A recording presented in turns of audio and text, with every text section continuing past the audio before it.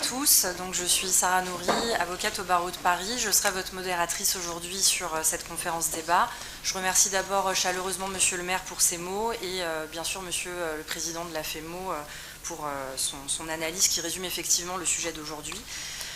Il faut bien comprendre que l'histoire des 4 décennies du régime des Mollahs, c'est effectivement l'histoire de la désinformation dans ses diverses dimensions. En fait, vous avez 3 principaux outils utilisés de politique étrangère par le régime, qui sont la désinformation, le terrorisme et la prise d'otages.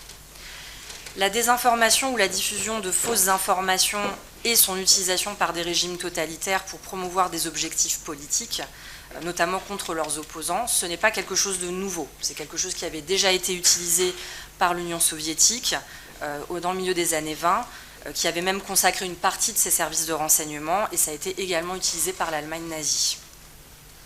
Mais le régime des Mollahs a commencé dès le début à diffuser de la désinformation contre son opposition, et le phénomène a atteint son apogée dans l'actualité internationale après la mort de Khomeini, fondateur de la République islamique, dans les années 90. Dans le cas de la plupart des régimes totalitaires, la désinformation a davantage rempli une fonction de propagande et de guerre psychologique. Mais sa fonction pour le régime des Mollahs est bien plus qu'un ensemble de mesures de propagande et de guerre psychologique ou d'incitation au mensonge. C'est devenu un outil pour vraiment se maintenir au pouvoir. Le recours au terrorisme d'État est l'une des caractéristiques du régime religieux au pouvoir en Iran. Il est clair que depuis le début des années 90, la désinformation, c'est un aspect indispensable du terrorisme d'État. Et en fait, en recourant à la désinformation, Téhéran a tenté de légitimer ses actions terroristes contre l'opposition et, plus important encore, d'éviter toute responsabilité dans ce domaine. Mais pour Téhéran, le problème ne se limite pas au terrorisme, puisqu'il a des objectifs stratégiques spécifiques pour l'élaboration de ses politiques. Il faut noter que la politique des démocraties occidentales envers les pays totalitaires en général et la théocratie au pouvoir en Iran en particulier a été une question assez compliquée au cours des 4 dernières décennies.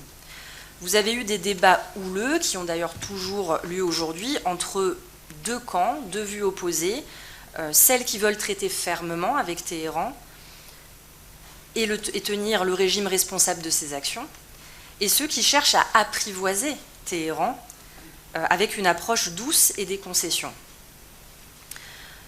Dans une logique internationale, on devrait considérer que on voit bien en fait les actions perverses des Mollahs avec un large éventail de domaines dans les droits de l'homme, le terrorisme, la tentative d'obtenir des armes nucléaires, des missiles, la guerre, l'ingérence dans les affaires d'autres pays.